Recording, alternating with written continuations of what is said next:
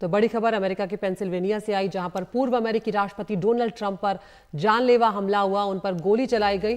Trump एक rally को संबोधित कर रहे थे, चुनाव नजदीक आ रहे हैं वहां पर, जिसके चलते चुनावी रैली चल रही थी जब ट्रंप के ऊपर गोलियां चलाई गई। उनके दाहिने कान के ऊपरी हिस्से पर गोली लगी। हमले के बाद ट्रंप के कान से खून बहता हुआ भी नजर आया। वो तुरंत झुक गए और उसके बाद कई और गन शॉट्स भी सुने जा सकते हैं। हमले के बाद मन से सीधे ट्रंप को अस्पताल ले जाया गया। अमेरिकी सीक्रेट सर्विस ने यहाँ पर कहा है कि डोनाल्ड ट्रंप सुरक्षित हैं।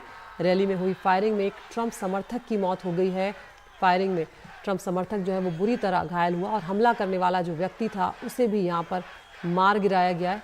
रैली में तैनात जो स्नाइपर थे उन्होंने हमलावर को मार गिराया। हमले के बाद डोनाल्ड ट्रंप की सुरक्षा बढ़ा दी गई है। उधर अमेरिकी राष्ट्रपति जो बाइडेन ने उनकी हमले पर चिंता जाहिर की और राहत जाहिर की इस बात पर कि वो सुरक्षित है। लेकिन ये एक बहुत बड़ा मुद्दा आने वाले चुनाव में बन सकता है अमेरिका में, और अमेरिका की राजनीति में एक बड़ा बदलाव यहाँ पर इस हमले के बाद आ सकता है।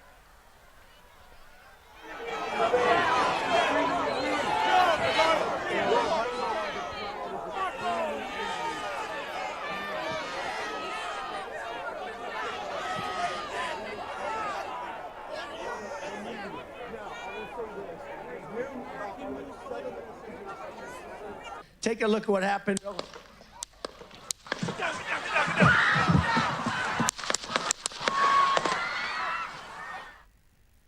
तो ये वो तस्वीरें आपने देखी जिसमें सीधी तरह से उन पर हमला करते हुए नजर आया। डोनाल्ड ट्रंप की ओर से एक बयान जारी कर उन्होंने कहा है कि मैं बटलर पेंसिल्वेनिया में हुई गोलीबारी पर त्वरित प्रक्रिया के लिए यूनाइटेड स्टेट्स सीक्रेट सर्विस और कानून व्यवस्था को धन्यवाद देता हूं। सबसे पहले मैं रैली में मारे गए शख्स के परिवार और बुरी तरह घायल एक दूसरे व्यक्ति के परिवार के प्रति अपनी संवेदना व्यक्त करता हूं। यह हैरान करने वाली बात है कि हमारे देश में ऐसा हो रहा है।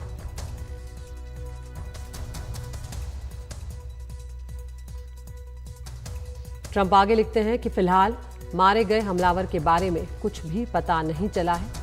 मुझे एक गोली मारी गई जो मेरे दाहिने कान के ऊपरी हिस्से को भेदती हुई निकल गई। मुझे तुरंत पता चल गया कि कुछ गड़बड़ है। मैंने एक घरघराहट की आवाज भी सुनी। गोली चली और तुरंत महसूस हुआ कि गोली कान को चीरते हुए निकल गई है। बहुत खून बहा। तब मुझे एहसास हुआ कि ये क्या हुआ है। ईश्वर अमेरिका पर अपना आशीर्वाद बनाए रखे।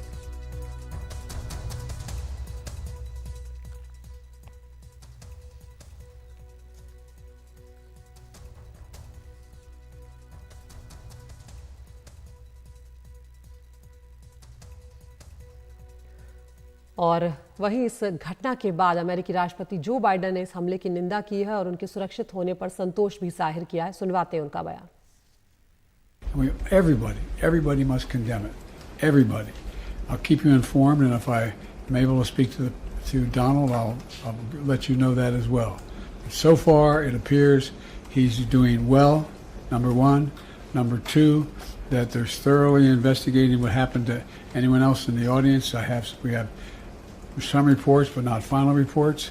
And every agency in the federal government, I'm going back to my phone to speak with the federal agencies that are being put together again to give me an updated briefing. Has anything happened? They learned any more in the last couple hours. और उधर America की उपराष्ट्रपति कमला Harris ने भी social media पर post लिखते हुए कहा है कि मुझे पेंसिल्वेनिया में पूर्व राष्ट्रपति ट्रंप के कार्यक्रम में हुई गोलीबारी के बारे में जानकारी दी गई है। हमें ये जानकर राहत मिली कि वो गंभीर रूप से घायल नहीं है। हम उनके परिवार और उन सभी लोगों के लिए प्रार्थना कर रहे हैं जो इस गोलीबारी से घायल और प्रभावित हुए हैं। हम जल्द कार्रवाई के लिए सीक्रेट सर्विस और स्थानीय अधिकारियों के आभारी हैं। इस तरह की हिंसा का हमारे देश में कोई स्थान नहीं है। हम सभी को इस घृणित कृत्य की निंदा करनी चाहिए और ये सुनिश्चित करने में अपनी भूमिका निभानी चाहिए कि इस घटना की वजह से और हिंसा ना हो।